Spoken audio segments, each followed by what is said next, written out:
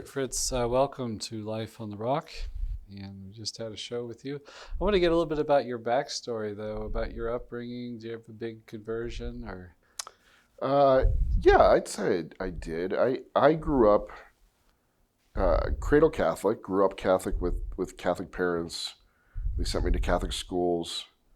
Um, if my parents are listening, I'm so sorry for saying this, but I feel like became Catholic almost in spite of the way they raised me, not because of it.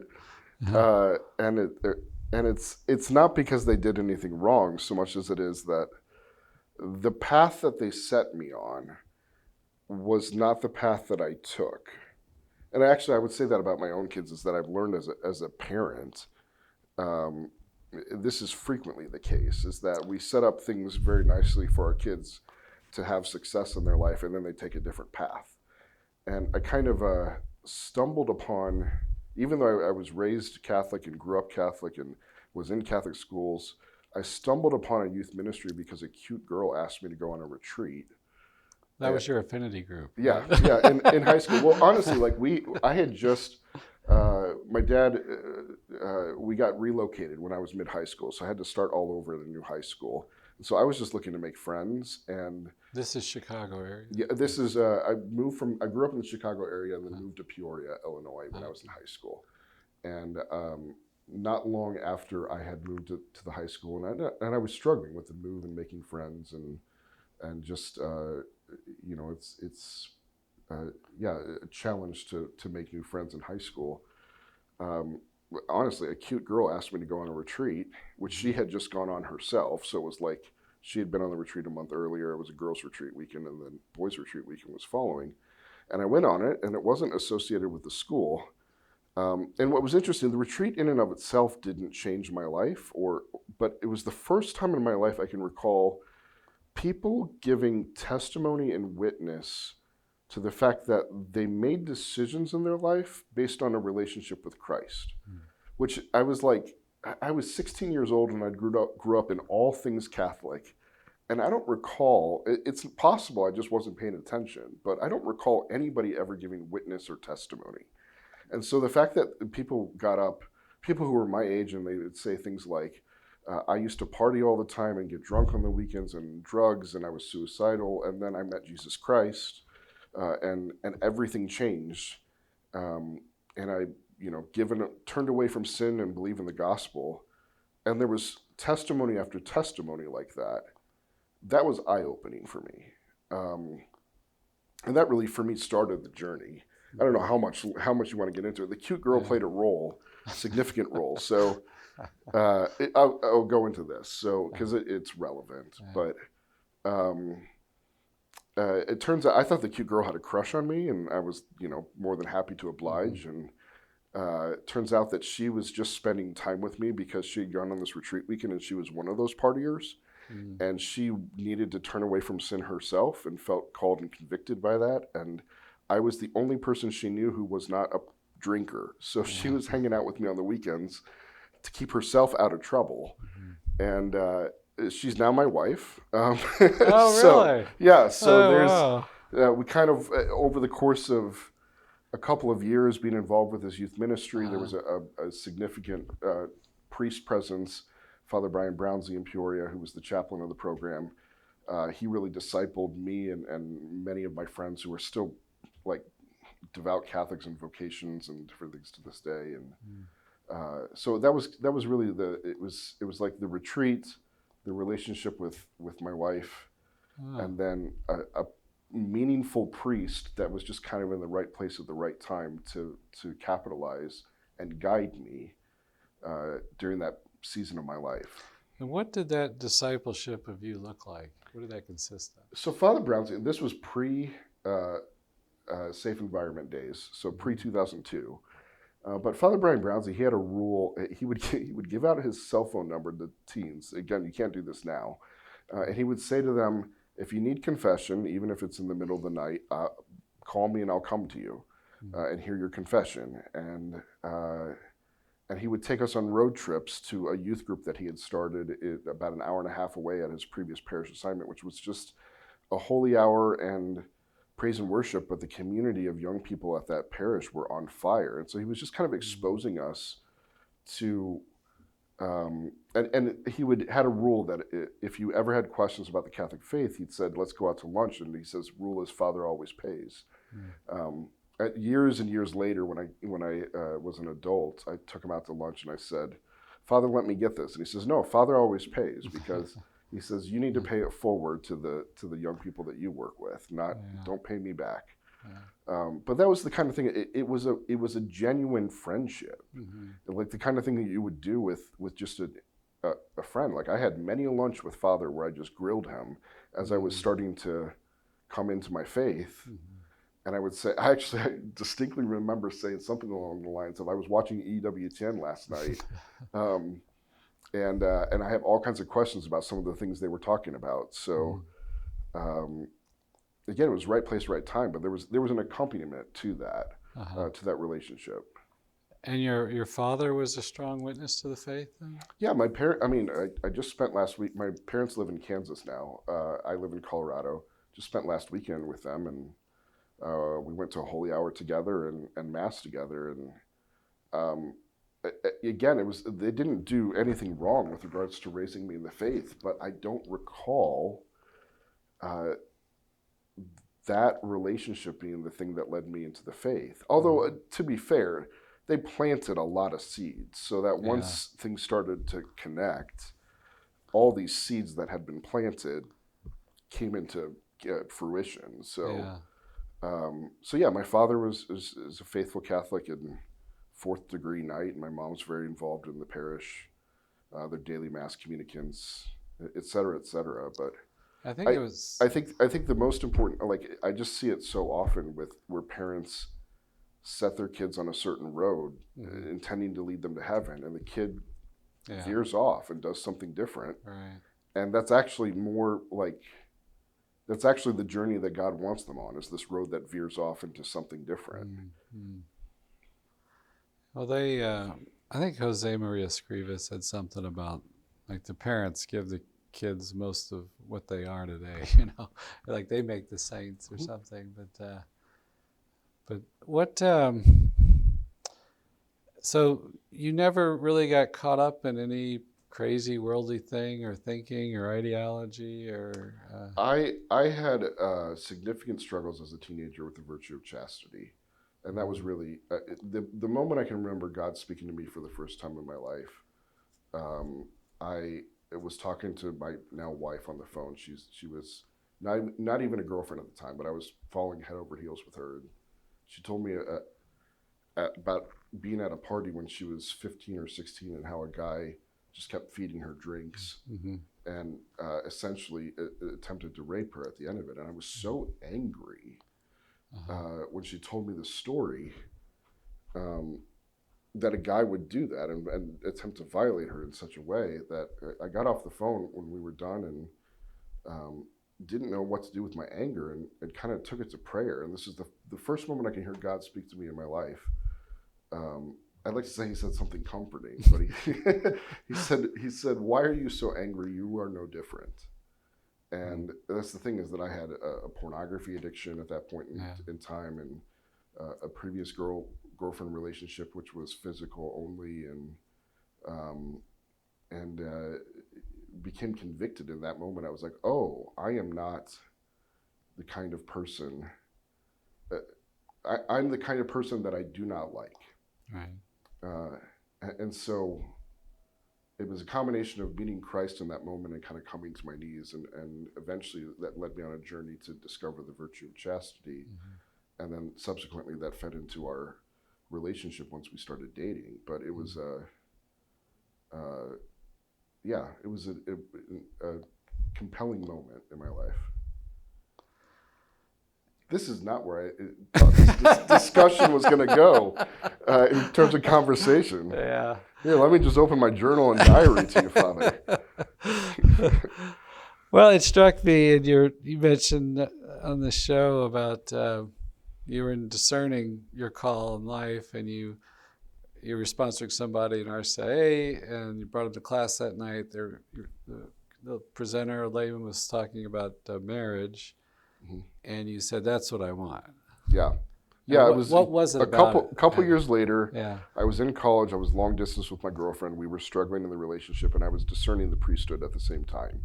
And she knew this. She knew I was discerning the priesthood. It wasn't a secret.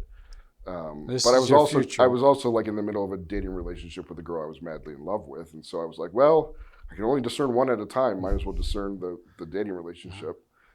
And so the relationship was struggling long distance, and That's your future wife. that's my future wife. Yeah. And I took it to prayer and I offered it to the Lord, and I made a decision, and I said, I'm going to break up with my girlfriend and go into the seminary. And I said, Lord, if this is not your will for my life, you have 1 hour to change my mind, and you need to hit me with a Mack truck and make it like painfully obvious. Yeah. And the reason why I gave him an hour is because I was going to an RCIA class because I was somebody's sponsor at my college. And I just happened to walk into that class right after I prayed that prayer. And the topic for that evening was the sacrament of matrimony.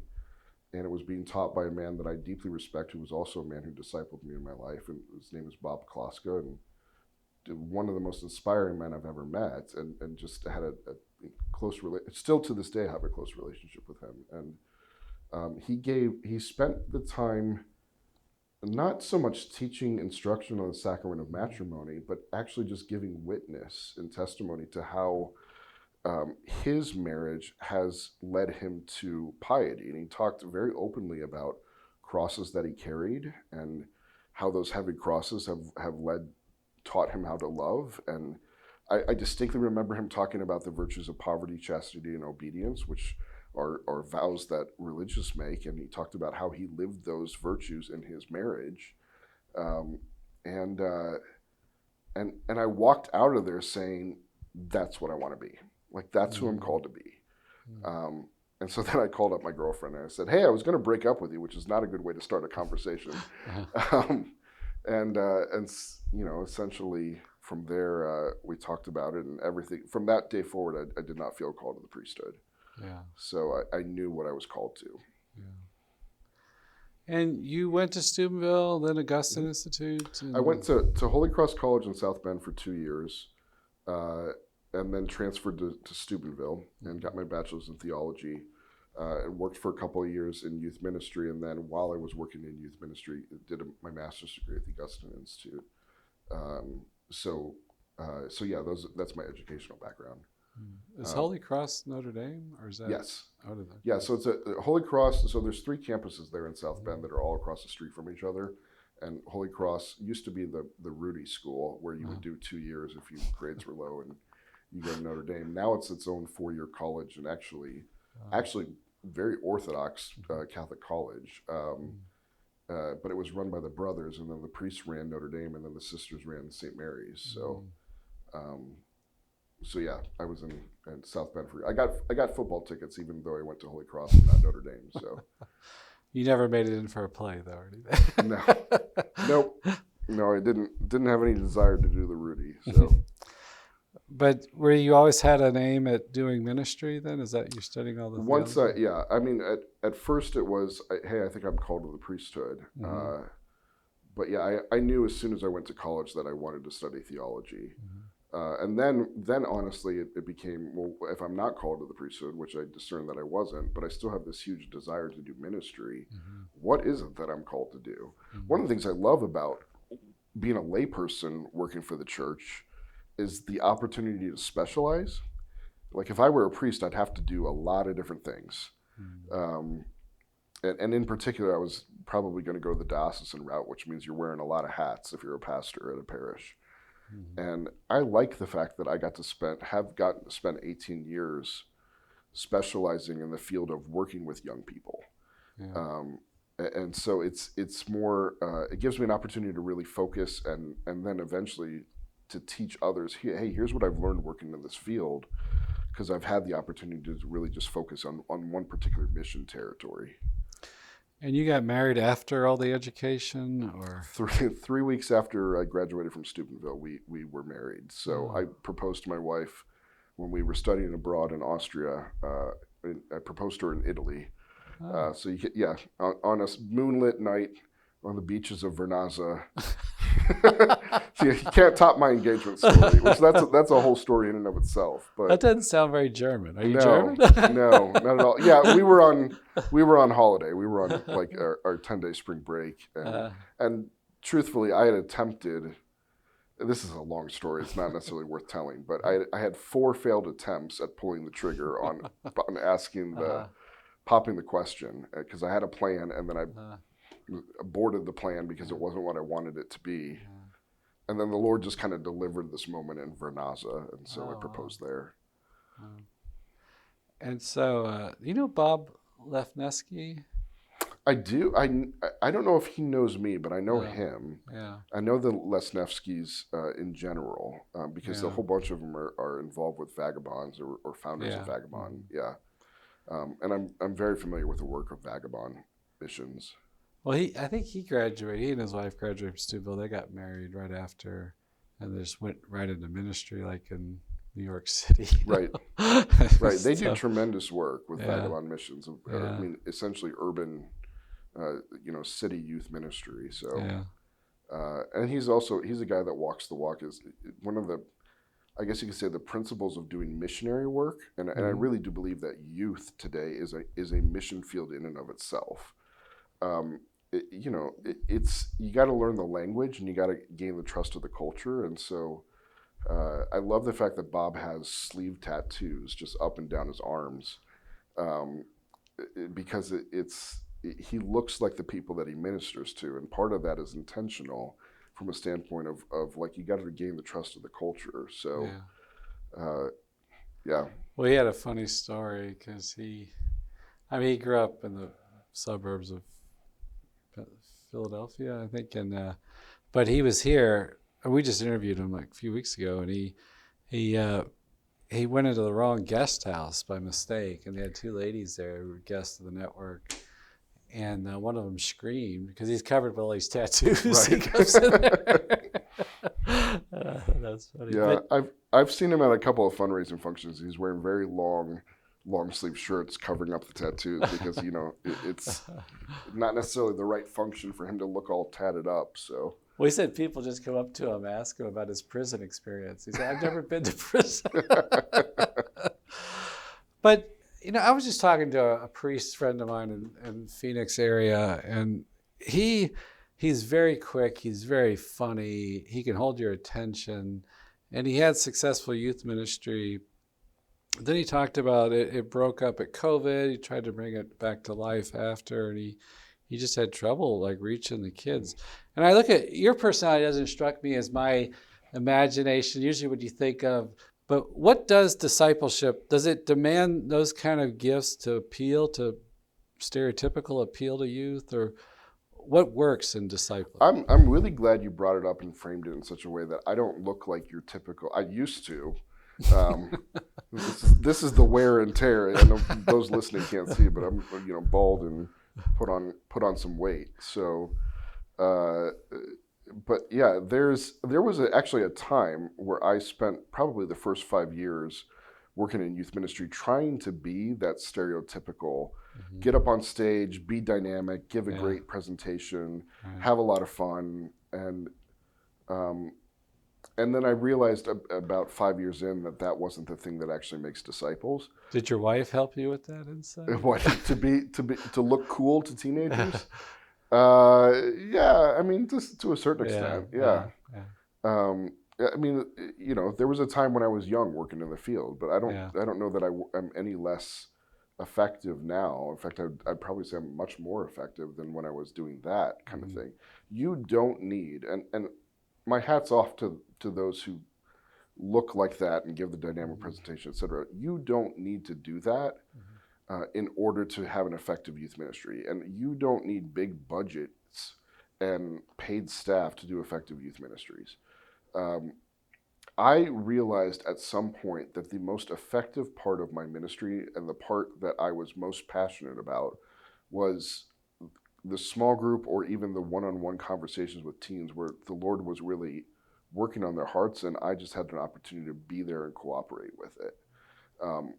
That big presentation wasn't where the real ministry was happening. It was the behind the scenes relationships and the conversations that might have come about because of that presentation. But eventually I got to a point where I was so burnt out trying to be that cool, dynamic youth minister, which is not who I am, and not something I'm passionate about. And I was like, how do I just do the thing that I know is A, effective, and B, is the thing that I actually want to do? Like, I'm tired of stale pizza at youth group and trying to be really fun, dynamic. That's not who I am. And so it was, I had a moment where I looked at a picture on my desk of a group of, this is the moment that things changed for me. I looked at a picture on my desk of a group of 100 teens that I'd taken to a Steubenville youth conference, which tremendous youth conference, like nothing wrong with the conference. I realized that 3 years later, having looked at this picture it was taken 3 years prior, only 10 out of 100 were still practicing their faith. And I had a big successful youth ministry that I had built from scratch, ground up, lots of teens participating, huge budget, all the things I thought I needed. 10 out of 100. And I was like, that's not what I would consider successful. And then I had a mentor, a friend of mine who was 25-year veteran of youth ministry, and we were out to lunch a couple days later, and he said, hey, how's everything going at, like, it was a new parish I was working at after just coming from a parish where I'd built a successful youth ministry for 4 years. And he said, how's everything going at your new parish? And I said, oh, it's going great. I wasn't really willing at that point in time to go public with something is wrong. I said, we've got 60 kids at youth group. That's up from 15 when we started the fall. And I got a great team. And we're going to World Youth Day this summer and all the things, right? And I said, that's really good. How many of the kids in your program do you think will become lifelong followers of Jesus Christ? And I said, well, there's no way for me to tell that. Like, what the soil's like. Jesus talked about the weeds and the rocky ground and the birds and something about crows and, and so he's like, oh, you're right. That's an unfair question. You can't predict the future. The parish that you came from, which was a parish in Florida, he said, how many of those kids became lifelong followers of Jesus Christ? And I was like, in my mind, I'm thinking, are you reading my diary? Like, what is going on? But this guy, his name is Jim Beckman. That's the mentor. He has this way it's really annoying to me, of prophetically speaking into my life at different times, where he just kind of knows something without realizing that he knows something. Does it to me all the time. It annoys me to death. And so he's like needling at me, and I found myself saying, the words coming out of my mouth were all the excuses I typically hear in ministry circles for why ministry isn't working or failing. And I said, well, it's not about the numbers. Like, and if the parents really cared and took the faith seriously, but they prioritized sports and, if I just had a bigger budget, I had a huge budget at that time, but I was like, if I just had a bigger budget and, let me tell you how difficult my pastor is to work for. Oh, he's so difficult. And just all these excuses, right? And he calls me on my malarkey and says, just give me a guess. I said, Jim, I don't need to guess. It's 10 out of 100. Please don't tell my pastor. And so that's when we started to drill into it. This is a long story to get to the point of how do you get ministry down to the thing that was actually effective. He said, so what'd you do with the 10 that you didn't do with the other 90? And I realized there was this smaller group that I met with that had... I mentored their prayer lives, or we did Bible study with them. I got to know their wounds and really ministered to their woundedness. I got to know each of their families and ministered to their parents. And so, it was a kind of a core group of young people that I was really spending the majority of my time with. And then the other 90 went through my really dynamic program. Were you with Y Disciple at one point? I was one of the founding developers of Y Disciple, yeah. So is that morphed into something else? Or? It's now owned by Net Ministries. They do a tremendous job with it. Okay. Annie Grandel is running it, and she's outstanding. But yeah, with the Augustine Institute, I wrote about half the program and worked under Jim Beckman. Okay. And I will freely tell you, we made mistakes with it, but the concept of the ministry, and this is why I left, is that I was more passionate about coaching the ministry, realizing that people didn't grasp what discipleship is rather than creating content for the ministry. But Why Disciple is a tremendous program. That's done a really good job with it as well. Well, how would you describe, I mean, you said you formed small groups, Bible study, prayer together. Yeah, so for the listeners, so the end result of that conversation was I started to experiment with small groups where we would just take some of our best adults and handpick a handful of young people and just focus on doing that kind of ministry. We did Bible study. We talked about what the kids wanted to talk about, and formed deep, tight, close-knit relationships. And the youth ministry doubled in a year's time. It went from 60 kids at youth group to 120 in small groups because so many of the kids wanted to join a small group. And you had like parent adults and we that had, were yeah, we helping? had parent adults. Or? We grew our Yeah. team. We Yeah. engaged and involved many generations of people. So anywhere from young adult to grandparent. Learned a lot from that as well because there's so much. Each generation had something different to contribute in terms of being a mentor and a small group leader. And now exclusively that's what I do. Is I started my own apostolate called Andrew Ministries, where we coach this style of ministry. And essentially I said it on Life on the Rock earlier today when we were filming. What I do is so stupid simple it feels like a scam. Like I go into parishes, we find the really faithful Catholics in the pews, we put a small number of young people in relationship with them, and we let their life be the thing that actually gives witness to and transforms the young person. And we have tremendous results from that. So if you had like, say you just start with literally one small group, you would have different mentors rotate through that to share Ideally, we have the same two mentors, because you got to have two for safe environment reasons, and it's also just really good to share the load, the burden. But the ideal situation, because so much of the ministry relies on the relationship, and which then creates transparency, which then creates all kinds of conversation and dialogue. I mean, most of my leaders will stick with their teens for 3 to 4 years. And is it girls and boys together, or are they in their own groups? Yes. So we do whatever works. Everybody I know that works in small group ministry, particularly with teenagers, will tell you that boys with men and girls with women, they will go deeper faster. And there is something to be said for the fact that young people, like boys, mature at a rate that's 2 years slower than girls. So you really do see that the maturity difference when you put boys and girls together.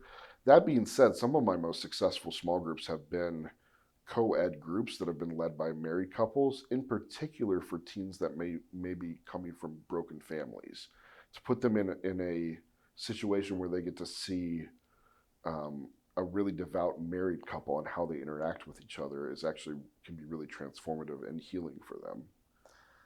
Is it a problem like the boys and the girls are kind of focused on each other, impressing one another, that would distract them from? If you have, and this is one of those things that you go deeper faster because there's a greater sense and feeling of being willing to be vulnerable and transparent when you're only boys with boys and girls with girls.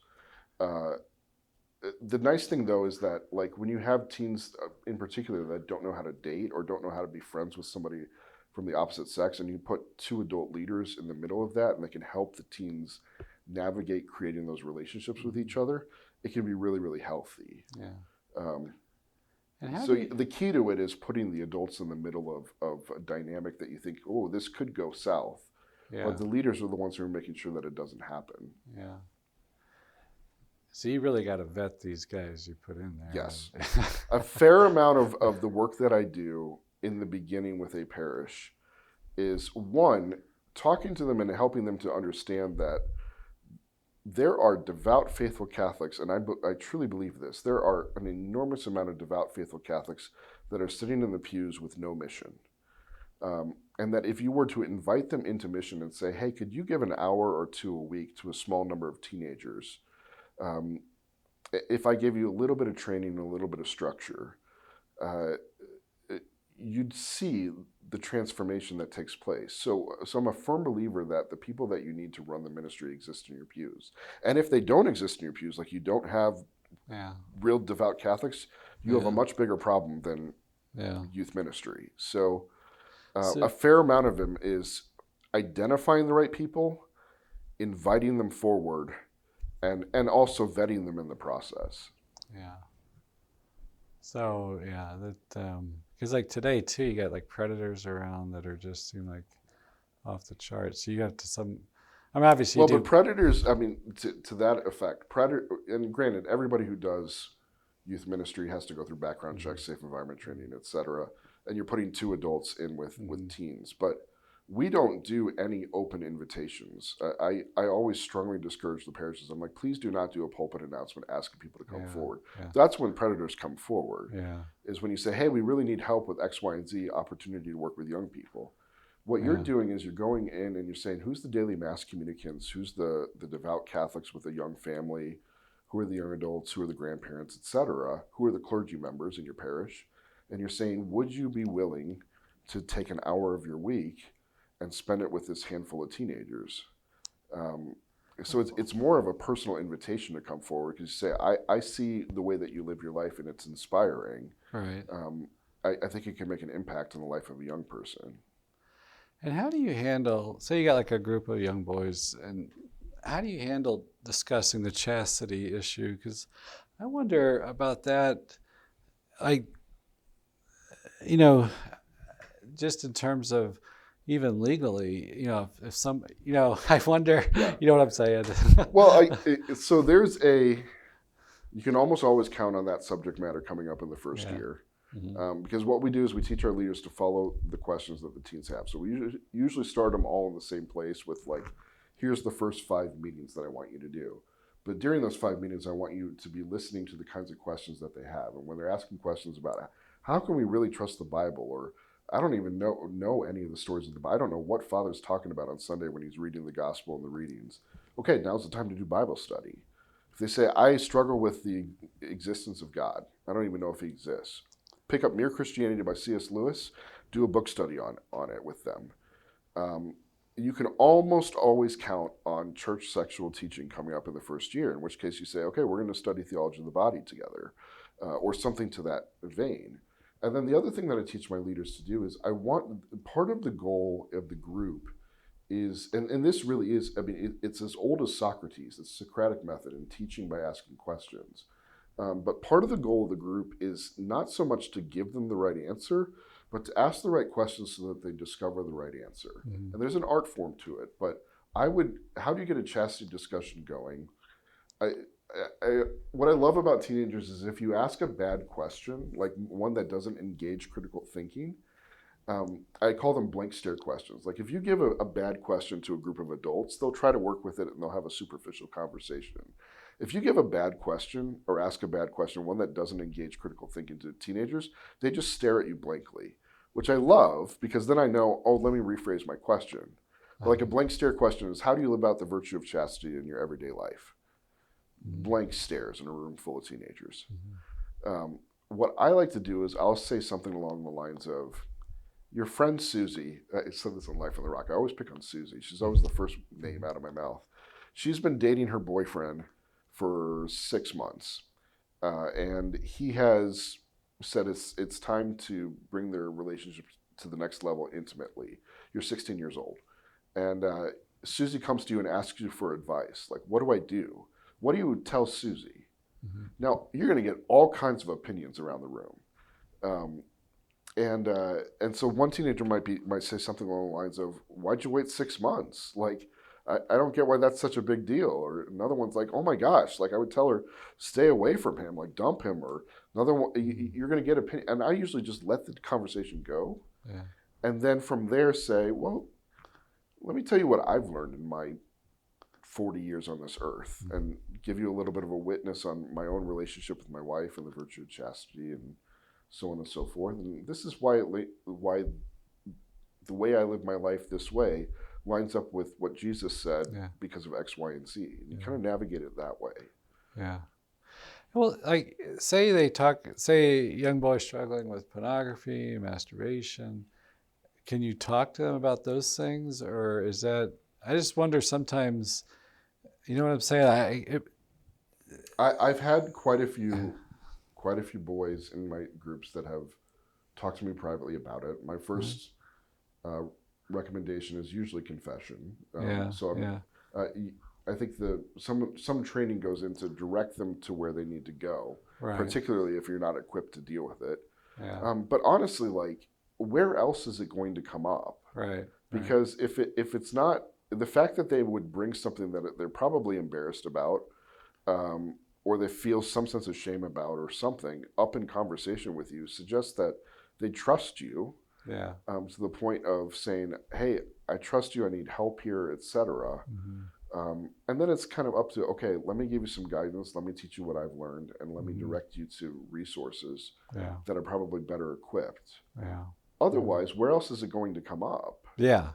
I just definitely. It is such an epidemic, and it's I think it's just tearing our young people up. So I was just wondering, like, how It did for me as a teenager, as I talked about earlier. But it absolutely does. I had a high school that Dowling Catholic High School in Des Moines, Iowa, who I worked with in 2017 to start their Utfidem program, which Utfidem means keeping the faith. They are the most successful campus ministry in the country, and have 70 small groups going. They contacted me several years ago because they said, we're noticing that one of the barriers with all of the teenagers is that a pornography or a masturbation issue is frequently the case, and something that is holding them back from taking the next step in their faith. Like, it's a sin barrier that they can't get across. And so we want to put together a program that actually goes into the middle schools and tries to cut this off before it becomes a problem. Because by the time they get to us, they already have that problem. And so they were conceptualizing getting ahead of it, which I found fascinating. It was like a fascinating conversation. But the average age for a child's first encounter with pornography is age 8 to 11. So by the time we get them in high school, they're already firmly addicted. And anyway, I digress. That's a tangent, but well, it just seems like there's the church has to effectively address it, Right. Well, by the time you get them in the confessional, it's already probably a pretty firmly rooted problem as well. Right. So, and you know what I often think too? It's like I'm meeting the ones who are working on it, and they might be having a lot of falls with it, and it seems kind of dark at times. Sometimes I'll think about, what about the person who doesn't know God at all? What is this doing to them?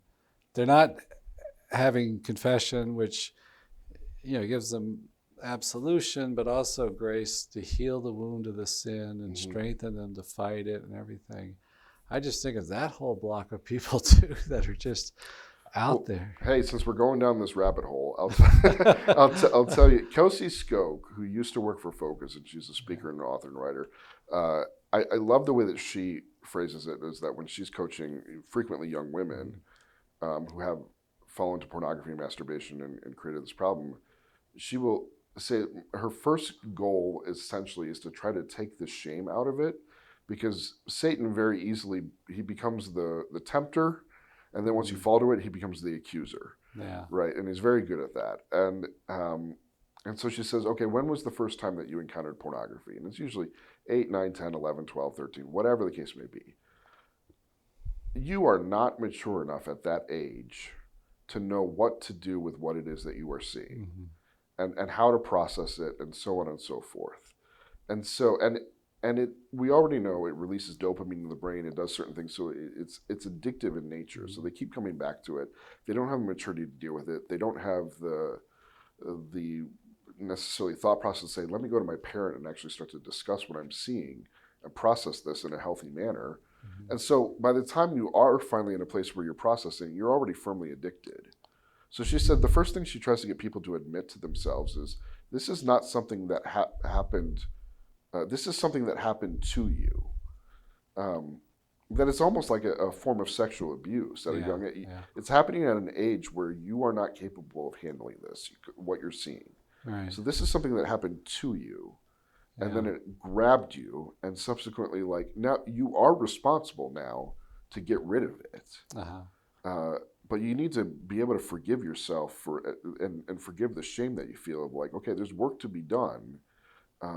However, like it's not like it feeds on shame. right, Shame drives it, right, and and yeah, frequently there's some sort of wound that's behind that as yeah, well. yeah, I will frequently, for somebody who's struggling with pornography, say you need to be seeing a therapist. Like the therapist is going to help you get to the underlying mm-hmm. wounds.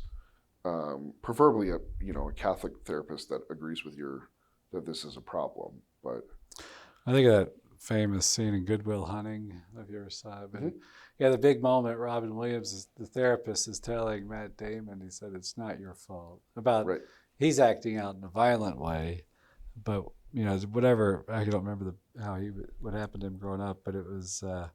I just remember not getting it when I was watching the movie, but understanding, hey, this is a big moment in this film right now. right, It's not your fault, and so yeah, I think shame is huge around it, and right. but Like you said, it becomes a cycle. mm-hmm. The shame causes you to fall more into it. Yeah, You don't seek help because you feel shame. yeah, yeah. And it's like, okay, like we can't bring Christ into this to heal this Uh-huh. wound unless you actually start to admit to yourself it's not your fault. Yeah. Well, like would a small group of boys or whatever say admit that to one another, or is it just would be with the community? Um, my personal experience has been that it tends to happen more one-on-one. Mm-hmm. And again, for safe environment reasons, I tend to have those conversations publicly. Like, but even still, you don't. People aren't necessarily listening to your conversations, even if you're in a public place. So Yeah. I'm not an advocate of hey, do one-on-one ministry with teens behind closed doors. But Yeah. Yeah. but yeah, there are teens. I find some of them get to a level of trust with one another that they'll be that transparent with each other. Yeah. Some of them will kind of refer to it. Yeah.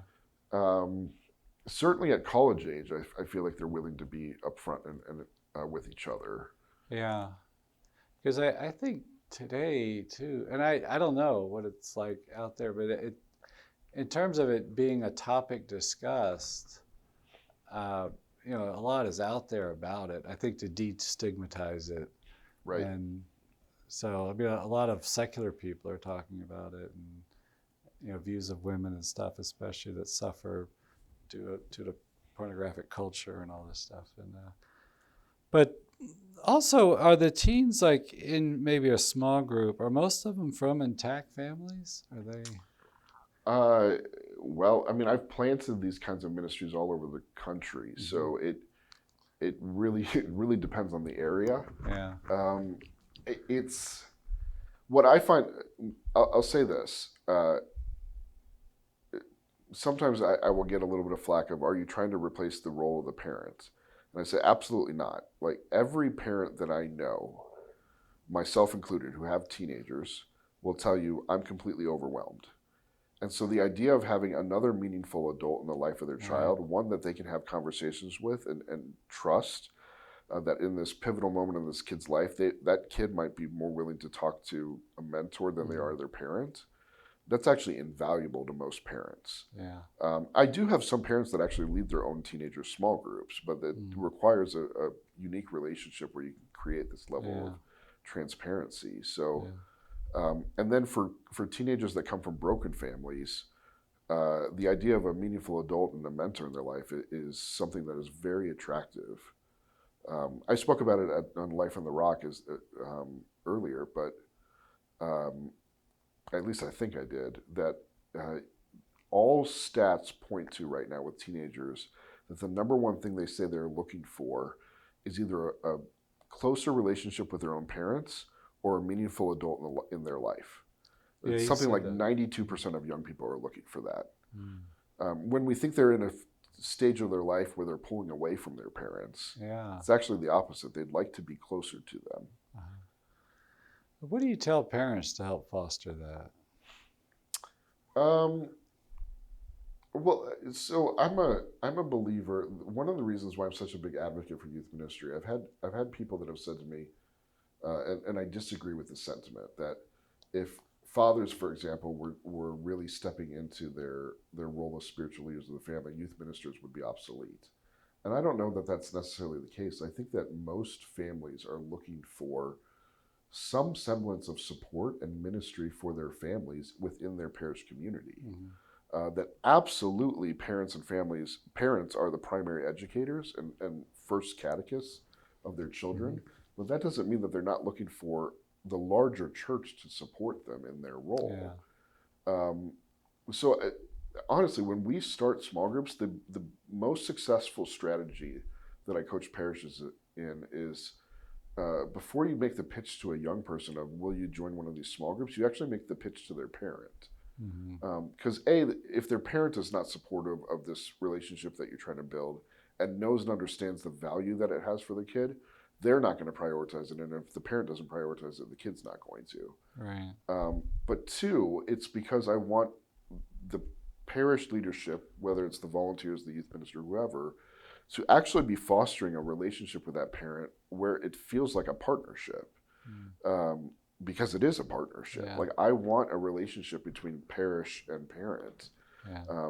And I want them to feel like whatever ministry that we're providing, we can have a collaborative relationship. Right. Yeah, that's fascinating to me how they want. The stats are that they want to have a close relationship with their parent or other meaningful adults. When I was in seminary, I went to Mount St. Mary's, Emmitsburg. We went up to York Catholic. I was a high school, and so we had to go up there one year, just like one day a week, and you would teach like a religion class. I forgot how often, but I remember one time it was a hot day. The windows are open. And it was like the last class of the day. And I was trying to talk to him about Exodus, 10 Commandments or something. And I just remember this one girl was just like, she just looked like she was in pain. I mean, she just wanted to get out of there so bad. It was hot. And I just felt like I was torturing them, and just talking. And then I remember I had a small group, like with these young boys, 4 or 5 boys. And I remember I couldn't get a word out of them. I remember I walked away shell-shocked because I thought, they can't even communicate. They can't even say. I felt like completely, unable to reach or to connect. It was a very defeating experience. No, I mean, I would say a fair amount of what I do with parishes is teaching them how to create the kind of structure and environment to navigate those first obstacles, because that's a common experience of, hey, I was teaching something and the kids were glazed over, or I had a small group and the teens just froze me out. Well, they froze you out because likely they don't trust you yet. And so I remember I was talking to somebody who was cutting my hair back when I had hair. And they were a fallen away Catholic. And I said, so what was we were just in conversation, and I said, what was your experience of formation growing up? And it was CCD. And I said, so what do you remember from that? They said, nothing. The only thing I remember is that my parents made me go, and they said if I go, they'd take me to McDonald's afterwards. So we'd go to Mass, and then I'd go to the CCD class, and I'd get through it, and then we'd go to McDonald's. And so what he remembers was the McDonald's. He says, that's what I remember. And I said, yeah, because that was the pleasant joy. I said, and he kind of asked me, what is it that you do? And I said, well, just imagine that CCD class, imagine what it would look like if it actually took place in McDonald's. I said, do you think you would have paid more attention with a Happy Meal in front of you in that kind of environment? He's like, oh, that would have been cool. Like, I would have loved that. And I'm like, yeah, no, changing the environment makes a big difference. Like one that is communal in nature, one that is sharing life together, it makes a difference. That's funny you mentioned. I remember I was a teenager on a CYO. I was with my cousin down in New Orleans, and she was part of this CYO group thing. And I remember we went to the soup kitchen, and afterwards I think we went to McDonald's. And I remember they had a foreign-born Irish priest, and he was a great talker. There's nothing that he said like just moved me or touched me. But looking back on it, I think it gave me it kind of gave you like a Catholic, I'm comfortable with the priest. The priest knew he was funny, he could enjoy the kids and stuff. And it was like, And I think that part's important too, just that I could, okay, these are my people, this is my priest, and we can have a good time together and do things Right. together. And Sometimes I meet people that I remember being in a room full of the presbyterate in a diocese, and I gave a presentation. It was a short presentation to like the presbyteral council of the diocese. So higher up priests, they tended to be older, etc. And at the end of it, I said, "Any questions?" And one of the priests asked me, "Yeah, how do you talk to a teenager?" yeah, and I was kind of like shocked for a yeah, moment, and like all the other priests were like, "Yeah, yeah, how do you talk to a yeah, teenager?" I'm like, the same way you talk to anybody else. But they thought that they're like teenagers use a language and have experiences that are totally different this generation than the previous generation and the one before that, and so on and so forth. I see it. I've got two teenagers in the house. My 13-year-old uses all kinds of words that I have no idea what they mean. mm, But then when I hear a word that I don't know what I mean, what I do is I ask him, mm-hmm, "Hey, what does skibbity mean?" mm-hmm. I keep hearing you use that word. And he's more than happy to teach me. And that's the thing is, I'm like, you think you need to know the language? They'll teach you the language yeah, if yeah, you just show an interest in them. yeah, yeah. So yeah, I learned what skibbity means, and what else? What else are words that he uses? Womp womp. Um, anyways, yeah, yeah. it's an interesting language in the household. Yeah, Well, it seemed like a first rule is to be present, to engage, right. to answer their questions, right? Or to talk about topics they want to talk about and not be lecturing. I think, again, thinking about this one priest too, I remember him talking to some of the kids had the old 80s boombox, and so everybody heard their music on the bus, right? So the priest got in a conversation about this one particular song and stuff. And so I guess you're present to them and you kind of figure it out and navigate to some Yeah, degree. Yeah. I'll tell you, just to give you an idea of the mindset of ministry that I think you need to have in order to be successful, really of anyone. And I'll share the story about my father-in-law because I don't think he'll ever listen to this podcast. So I feel like I could share it. When I first met my father-in-law, I was he was an atheist, and so I was 16. He was an atheist. I came into my faith. He picked my now wife up from college and myself up from college, and we had a 3-hour drive back home. And during that 3-hour drive, he knew I was studying theology. I was only 18 years old, so I was like first year in. And he just started peppering me with questions. I think more so out of boredom or interest or whatever, because we had 3 hours to kill. Yeah. And I did the best I could to answer his questions at age 18. And after that, my wife said to me, "I can't work. I'm too emotionally close to him to try to talk to him about faith. So you need to do it." Yeah. Over the last 22 years, I can tell you I have never once brought up faith with my father-in-law. And every 2 to 3 years, I can count on it. It's like clockwork. He picks that conversation back up, and he starts it by saying, "Hey, remember that conversation we had in the car?" I'm like, "Yeah, like 22 years ago." Says, "I got a few more questions for you." And sure enough, like we'll do it over drinks or whatever. I just let him go. He's going at his own pace. Yeah. And he is now a practicing Catholic that believes in God, that says he struggles with some of the basic teaching. He hasn't received any of the sacraments for probably 40, 50 years. Mm-hmm. Even though he goes to Mass on Sunday, he doesn't receive the Eucharist because he struggles with it. And he's nearing the end of his life. Actually, he's going into hospice. And I just last week asked him, I said, "Do you want to receive anointing of the sick before you die?" And he said, "Yeah, I think I do." And so it was just kind of like this long 20 plus year process of walking with him. Yeah. I say, like, there is one of my favorite stories to talk about in terms of the mentality you have to have if you're walking with somebody and you want to be successful. Is I saw this movie called Now You See Me. Have you ever seen Now You See Me? It's like magicians combined with Ocean's 11. So it's like magicians who rob banks. And so it's kind of ridiculous, but it's actually a really good movie. And in it, so there's this whole magician culture and illusions and different things they talk about. And there was the story of a magician named Lionel Shrike that was famous among the magician community because of a trick that he pulled off.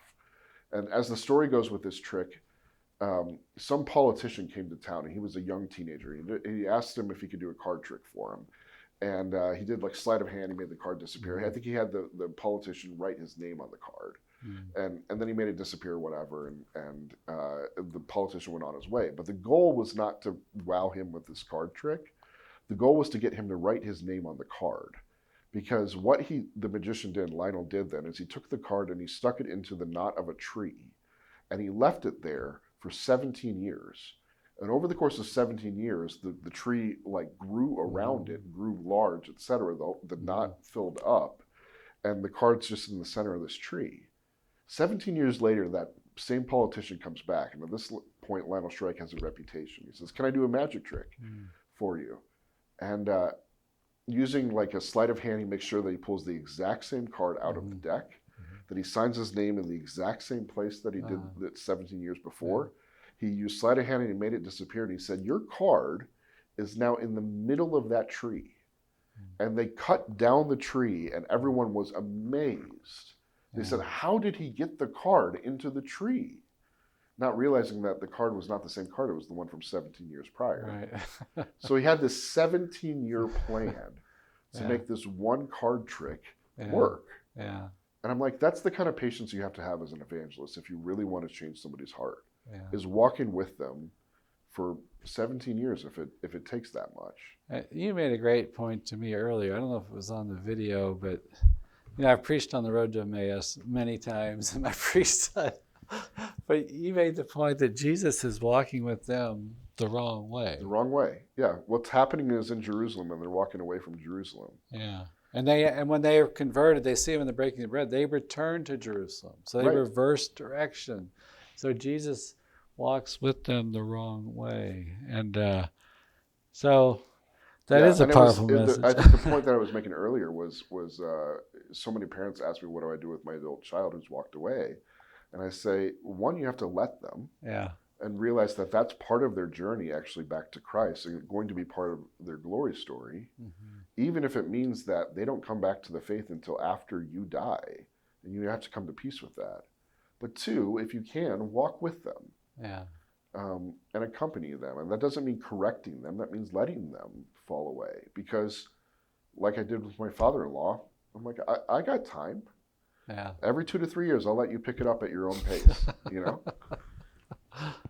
I literally have a rule with my family, extended family, and that I do not bring up faith, because they all know me as the religious guy. Yeah. I work for the church, I do ministry, and I do not bring up faith with my sister or brother or uncles or aunts or et cetera. That doesn't mean that we don't have conversations, but they're always the one who brings it up. Yeah. Because I want to be approachable, so I don't bring it up. Right. What are some of so kind of like discipling a young person, you kind of would ask questions maybe that would be stimulating to them? There's an art to, and this is something that we're in the process of developing with Andrew Ministries, is we're beginning to create our own program in ministry, because despite the fact that there are more catechetical resources than have ever been out there in the history of the church, many of my small group leaders that work in ministries that we've planted around the country will tell me what I really need doesn't exist, meaning that there is an art to leading a good small group, and there's an organic way to bring about conversation and dialogue and discussion that I think many people don't know how to do. And most of the resources that I see are overstructured because they're focused on the lesson rather than facilitating the relationship. So that's a complicated way of saying, like, we tend to lean into an idea of, let's teach our leaders how to give witness, how to give testimony, and how to ask questions that also create vulnerability within the group. Yeah. And then organically, the discussion just kind of develops from there. And we tend to try to put them in our small groups in situations where conversations will happen. I gave the example earlier today on the TV show that I had a small group leader that asked me, he said, I had a whole bunch of boys in my small group that have no idea how to change oil in a car. And he said, almost apologetically to me, he said, is it okay that next week all I'm doing with them is I'm teaching them how to change oil in a car? And I said, that's perfect. I want you doing that. And he says, but we're not going to talk about religion and faith. And I said, no, you are. You just don't know how you're going to talk about it yet. But the conversation will come up organically around that engine. Right. Yeah, it seemed like, the Holy Spirit can inspire you. And I find that it seems like the Lord leads me sometimes. I just noticed it more recently. I don't know what I'm doing, but just walk into this situation and try to figure it out and do your best, and not be afraid, And I do find like oftentimes God, gives you some grace and directs the whole thing. And I cannot tell you. I think a pastor at my parish, where I'm a parishioner, Father Nathaniel Hines, he's great. He taught me this lesson recently of just how important it is to learn to cooperate with what God is doing in someone's life versus trying to do the thing that you think he should be doing in someone's life. Right. He says so often in ministry we focus on things that we think are good, and they probably are good on paper, but he's like, it's not necessarily what God is doing. Just creating the environment for the relationship to happen. It is so amazing to me how often I've been put in situations to minister to somebody in a way that I didn't expect because I just happened to be in the right place, right time, which is not coincidental, it's providential. But we don't realize, like, if you just learn to start to follow the kind of impulses of the Holy Spirit, and cooperate with what he is doing in the person's life, the most random and seemingly superficial conversation can be life-changing for a person. Yeah. I cannot tell you how many times I've said something that was just like very simple and a person broke down crying because of something God was doing in their life, and it just happened to come out of my mouth in terms of a way that was affirming for them. Well, I think too, my own experience, like in my own faith journey, just how God anointed certain words. Like I was a graduate from Steubenville, and my parents, I graduated college, and then this other guy went to Steubenville. And we met in a young adult screen. And I still remember things he told me. And the guy, when I was in college, or a Protestant guy witnessed to me, and it was classic witness. I asked him. I just knew he was an older student, and I knew there was something different about this guy. He just had this quiet strength. And I remember thinking, I just want to get to know this guy. I said, what do you do in your spare time? And he pulled out his Bible at that point. And we just talked about his faith. And but I still remember things he told me. And I think, I don't know, that's been my experience. At least with me, it's like God just seems like it's like a branding iron. Like something they said just goes deep into me, and I just kind of turn it over for years here and there. It comes up again, and I said, I shouldn't remember that. Right. I shouldn't remember that. My favorite thing, you asked earlier about vetting leaders. Like when I'm trying to vet a small group leader, the first question I ask them when I take them out to coffee, and I'm trying to get to know them and see where they're at in their faith and whether they're a person who's capable, is I just ask them, tell me your story. And it's amazing to me, one, how edifying it is to me, like how many things in people's stories have stuck with me in terms of what they've taught me, but two, just watching the Lord move in different people's lives and the different ways that he does move. Again, pulling from Father Nathaniel Hines, he was about cooperating with what God is doing. He gave the example of the pro-life ministry in their parish. And he says they do a ton of things that are good things that we should be doing. He's like, and it's like 4 people in the parish, and the ministry doesn't seem to grow. And then he says, and I look at that and I say, yeah, they're all doing things that I think they should be doing. He says, and then I see someone who, because of his role as pastor, he gets to see things. Someone who was pregnant, crisis pregnancy, thinking about an abortion, and decided to keep the child, and the Lord moved powerfully in their life. And then he introduces that person to another person who's struggling, and they give witness to what the decision that they made. He says the next thing you know, that story spreads throughout the parish, and the young woman who kept the baby is now giving an entire talk to a women's group or something. And he says that's an example of what God is doing in someone's life, and you're just cooperating with it. It's like they share their testimony once, and next thing you know, it just spread into this entire message. And he says we should be doing more of that, of just like, okay, how do I cooperate with what he is doing in this person's life? Both are pro-life ministries, but one is about what they should be doing. One is about cooperating with what they're doing, what he is doing. How do you look at the role of the laity today, specifically around evangelization? That's one thing I comment. I came here in 1994, and it just seemed like there's so much more ministry going on, and the explosion of media, social media, all these venues that it can be done on, and just all these different groups and stuff. I mean, basically, when I came here, you talked a lot about this rock and whatever else those old staples were. I could try to play it blanking, but how do you? But like in a bigger picture, I mean, to me, it just seems like this pristine, anointed time for the laity that can.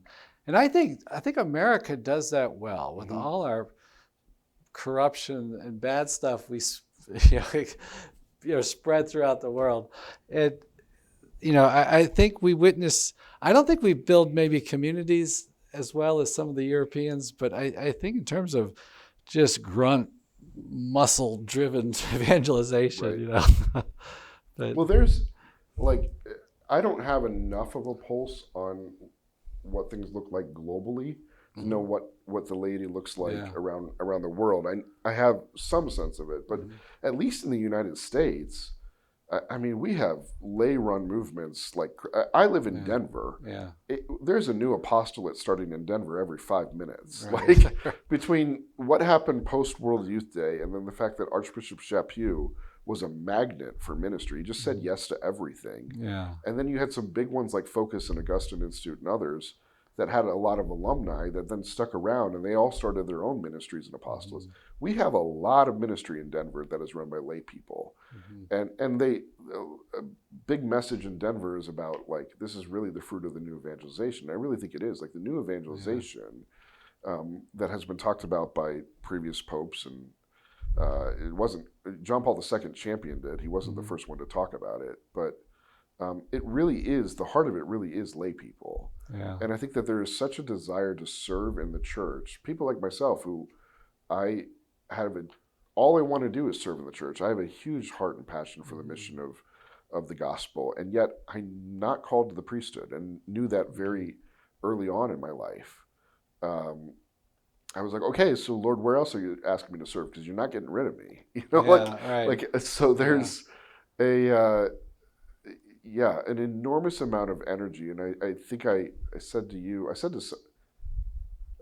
all my conversations today are blurred together. So I don't know if I said it to you or on this podcast, but I love the fact that I have the opportunity to specialize.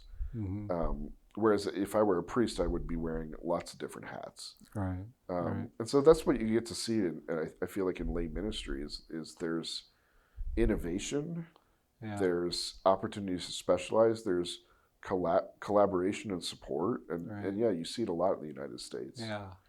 And I think like EWTN, I even noticed this in the beginning. It's like the thing that keeps this running, to my mind, is like people coming here led by the Spirit to do shows and to talk about what they're doing and stuff. And it's like, the Holy Spirit is like raising up all these people, and they come here and give us content, right, for the shows. And but it's just, it's always been a huge blessing for me. I can remember being a postulant, and we would have breakfast. They used to have the kitchen in one of the guest houses, and Johnette Bankovic was doing her show. And so that week I was visiting the community. I'd have breakfast, and I met layperson, doing some kind of ministry or something. And I remember, this is awesome. Right. I mean, because like the Holy Spirit's working in these people's lives. Well, even EWTN in and of itself, if you've not been to EWTN, it's not a bunch of friars standing behind the cameras. Right. Like behind the scenes, it's lay people. And there's friars on camera, and there's also lay people on camera. But there's the lay people there's a lot more of a sense of lay people are the hands and the feet of the church who are going out and that's what it's supposed to be. Right.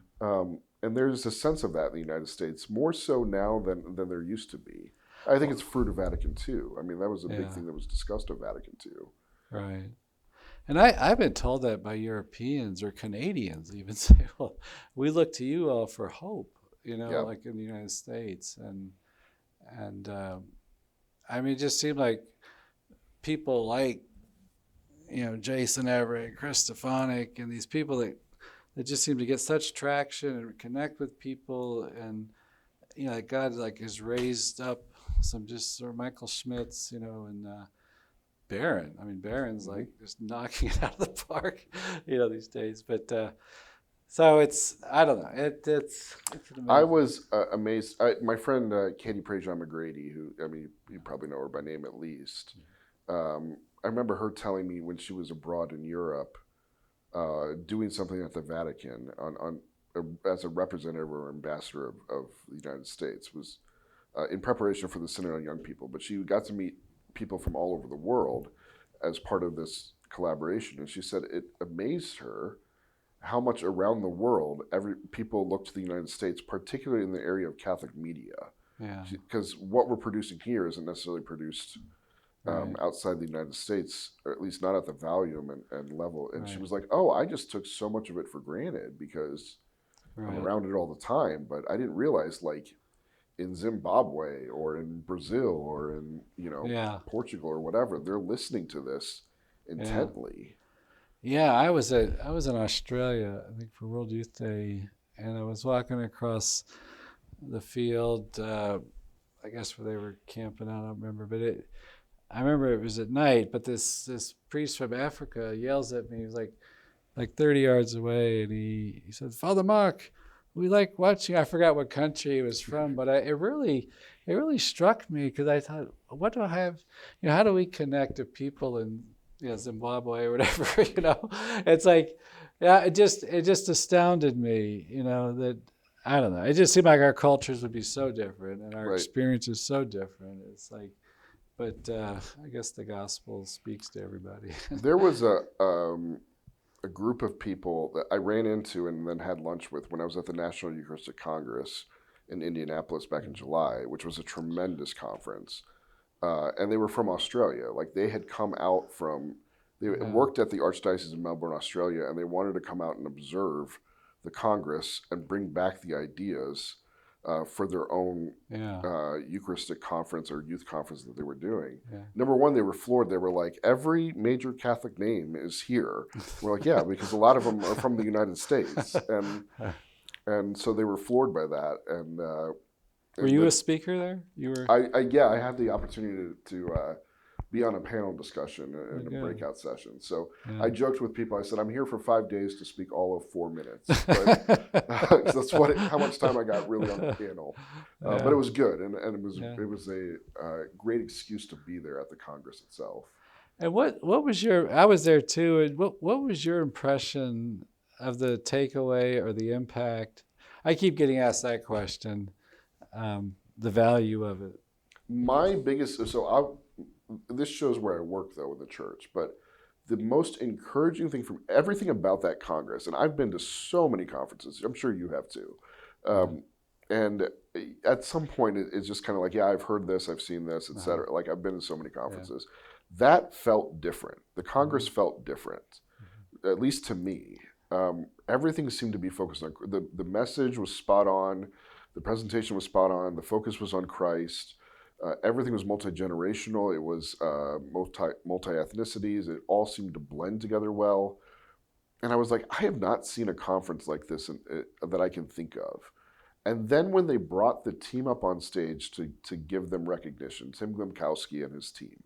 Tim Glimkowski is a friend. He's actually in Denver, Littleton, where I live. I realized then why it felt different. The entire team was 30-something-year-olds. It was millennials. I'm a millennial. I'm 40 years old. I feel like I'm still waiting for my turn in the church. And this was the first major initiative I can think of in the church where the bishops said, we need leadership for this.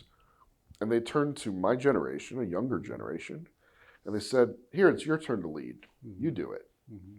And they crushed it. Yeah. They knocked it out of the park. And I thought like the quality of speakers. that's what I thought. That's a miracle. Yeah. But even just like, even from, I was just even impressed by things like the branding and the messaging. Like I love the phrase that they had on huge banners all over the place. Every movement needs a moment. Right. And I was like, that's a really clever marketing brand. Yeah. And I know the guys who did it, that they hired to do it, and they were 30-somethings too. Yeah.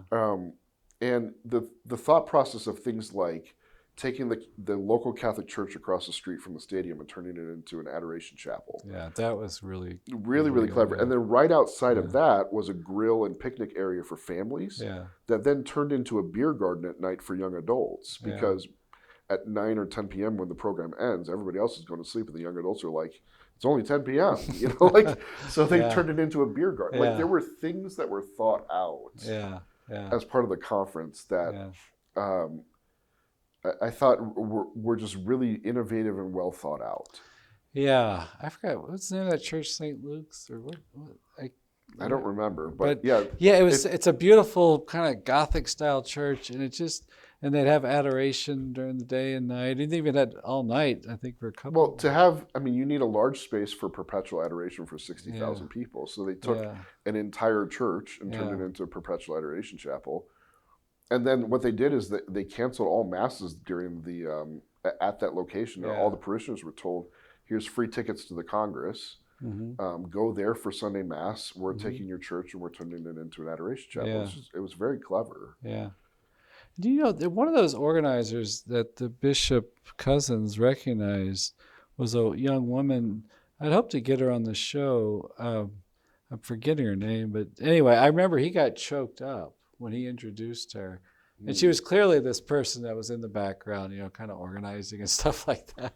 And okay, I'll just name some names that I know were working. Yeah. Was it Sarah Hood? Yes. Yeah. Okay, so she was the major event logistics person. Yeah.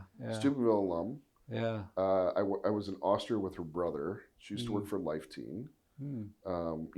She's a good one. Yeah. You should get her on the show. Well, it just got my attention that he got choked up when he was like thanking her. I was thinking, you're thanking these people at this massive operation, and these 3 or 4 people at the end. I mean, they're obviously big players, making this thing happen. And no, I can think of, and I know I'm not giving. I know there were a few people on the team that were not 30-somethings, so I shouldn't say it was the entire team. But I can think of Tim Glemkowski and Chris Frank and Joel Stepanek and Sarah Hood, Tanner Kalina. Were all people that were very young, and even the music guy, the guy who was in charge. We're hoping to get him on. David Moore. Yeah. I think it is he's a good one. Yeah, and it was like because when I met him, I thought, wow, that's a huge responsibility, and I mean, some of that liturgical music was beautiful with the. If you weren't there at the Congress, if you're listening, like I was impressed because, for example, the first night during Eucharistic adoration, they had adoration every night, like so they would have major speakers lead into adoration. And the first night, I think the music was Gregorian chant with monks chanting, and it was beautiful. And then the next night, it was contemporary praise and worship, and it was beautiful. And then, like the closing mass was the symphony orchestra of from Indianapolis, and they did a Mozart mass, and it was beautiful. And I think they had a gospel choir from Louisiana, from a Catholic church, do one of the masses, and it was beautiful. It was like all these different. Right. It was really beautiful to see, like, hey, all of these different expressions of worship that are perfectly appropriate within liturgy are beautiful and well done. And so there was kind of if you had a preferred musical style, it was there. And at the same time, you got introduced to something that may not have been a preferred musical style. And it was actually beautifully well done. Right. And after we got back here, somebody had sent, I guess with all the talk of it, somebody sent Father Joseph when they had, maybe it's an international Eucharistic Congress in Cleveland, like in the 30s or something. And they had made a book. I think, I don't know if it's before or after the Congress, like Fulton Sheen wrote this thing in it. And but they had a quote on this book, and which had all these texts and everything, but it was the archbishop or cardinal or something. He said, because they had adoration in some big outdoor stadium, and he said, he talked about the the experience of unity Mm-hmm. of the church. Because I was thinking, because that was so powerful. I remember the first night, I mean, they'd have adoration every night, I think, but it was like, one thing, okay, I just go to, okay, everybody's here, in adoration of the Lord. But then what's also true is that we're united together in that faith, in that body of Christ. So it's an experience of unity. Yes, I'm having this experience of unity with Jesus in the Eucharist, but it's also has this unifying effect with 60,000 people. Mm-hmm. And that's not something that happens every day. Right. I think that's some of the power of it. It's like, because we're in such a fractured time in our country and division, we believe different things and all these ideologies running around. Where can we find unity that gives us this peace? Yeah. I cannot tell you how many priests I spoke to at the Congress who said that the Congress itself was a highlight of their priesthood. And in particular, whatever was being done during the priest track, the priests were raving about it. But also, I heard several priests say that the Eucharistic procession through the streets of Indianapolis was a highlight of their, because if you weren't there, like it was, I'm going to get these numbers wrong, but it was probably like 80 bishops in full vestments, followed by 1,000 priests in full vestments, followed by 800 seminarians and then deacons in full vestments, followed by a fashion show of religious orders behind them, and then followed by another 60,000 people in a Eucharistic procession. And the streets were lined with people cheering and at least on the way out of the Congress of the building. It was really a celebration of the Lord through the streets. Yeah, it just seemed like it was something greater than the sum of the parts. Right. That just happened there. And the funny thing too is, like, I remember we were talking about going, and we were like in a chapter meeting, and our superior, who wants to go? And I raised my hand thinking, oh yeah, you got to go, right? But I was like, I got in the car not that excited. Mm-hmm. But after I got there, it was like, whoa. And I got to say, too, because one of the processional routes from Texas of the Eucharist, like they had 4 coming north, south, east, west, and one came through the shrine an hour north here, Shrine of the Most Blessed Sacrament. And again, it was like this hot day, and I was going up to, I was going to do this healing service. So they're going to process. We started, there's a little Lourdes Grotto, and we went into the church, and it was like really hot and humid and stuff, and I was, I wasn't that excited about this whole thing. I get into the church, and we do this benediction and then this individual kind of blessing of the pews and stuff, and it was so moving because the people, whole strata of people, like different backgrounds, everything, and it's like, and I could see them kneeling just in humble faith, and just like real faith. I just like, it wasn't like this big emotional thing, but it was like, it just felt like this solid faith, and I just felt too like the Good Shepherd was with them. He's like meeting them. And the other thing I've been telling people too is, like, in this moment, I just had this strong sense. It's the shrine to the Most Blessed Sacrament, but just like the charism of that shrine just came alive with this event. And it just, I say it's the most beautiful day. I was there at the dedication of it and everything 25 years ago, but it's like, I thought that was the most beautiful day ever at the shrine. There was just a peacefulness and a presence of God. This whole thing, I think the Congress just seems to be united, anointed, and you kind of wonder, what is the impact moving forward? People going home from this event, and do you have any thoughts on that? Well, I mean, again, the whole reason we got on this line of conversation is you said, what did you take away from it? And I said, well, it felt like a revival, and at least the point that I took away from it is revivals start young. This is the reason why I'm so passionate about young people in the church, is that if you want to start a revolution, you work with young people. Look at the American Revolution. It was full of young people. And Vatican II, talk about youth, mentions that Yeah. at the heart of any kind of change. It's one of the reasons why World Youth Day, John Yeah. Paul II targeted young people Yeah. with World Youth Day because he knew that a revolution in the church would start with young people. Yeah. They're the ones who have a hunger for change and a fire to light the world on fire. And a I love that. generosity, right? Yeah. A generosity. Yeah, give. what they lack in wisdom, they make up for in gusto. You know, like they don't necessarily. You know, the downfall of the Eucharistic Congress is it wasn't. You look at the check-in process; it was several hours long. It's like, okay, yeah, millennials are not known for their organizational skills. You know, but like it is. I said this to a couple of bishops after the Congress that I was having lunch with or something, and they said, "What'd you take away?" And I talked about like how a revival needs to be young. And I said, it is long past time for older generations to actually say, let me step aside in my local parish and pull forward the young people. And my parents, who are in their 70s and do a lot in their parish, they were complaining to me over breakfast several months ago. They said, why won't the young people come forward? Like we do everything in the parish. And I said, because you haven't quit. I said, if you're waiting for them to fill in the ranks of the Knights of Columbus and the Ultra and Rosary Society and flip pancakes and do all the things that you do, you're going to be waiting until your deathbed because they don't want to do it. They want to carve their own way. They have their own vision, and they're like waiting for the opportunity to lead. But the fact that the status quo is still the same in most parishes, where the same people have been doing the same thing for 20 years, it's like, yeah, one of the reasons why nothing ever changes is because those people have not stepped aside. Right.